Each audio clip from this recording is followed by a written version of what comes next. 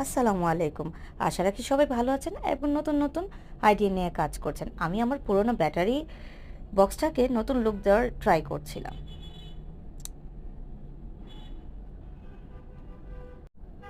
যে এটাকে একটা অ্যান্টিক লুক দিই আর একটা জুয়েলারি বক্সে রূপান্তর করি। তখনই ক্লে নিয়ে বসে গেলাম কাজ করার জন্য।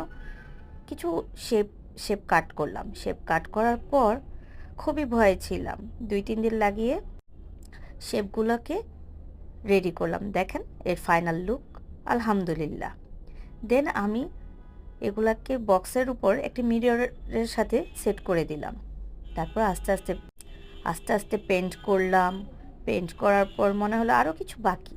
তারপর একটু হালকা অ্যান্টিক লুক দেওয়ার ট্রাই করলাম। ভিডিওটা লং হবে তাই আমি আস্তে আস্তে করার ভিডিওটা দেইনি, একটু ফাস্ট করে দিয়েছি। কিন্তু সবাই ট্রাই করবেন, যে কাজই করেন একটু আস্তে আস্তে করবেন, সময় দিয়ে করবেন। দেন হালকা একটু গোল্ডেন কালারের টাচ দিলাম, আশেপাশে ওই ছোট ছোট লাইনগুলো টেনে দিলাম। তখন অ্যান্টিক লুকটা প্রায় চোখে পড়ার মতো ছিল।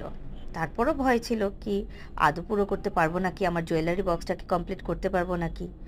তারপর দেখি আলহামদুলিল্লাহ ফাইনাল রেজাল্টটা খুবই মন ছোঁয়ার মতো হয়েছিল।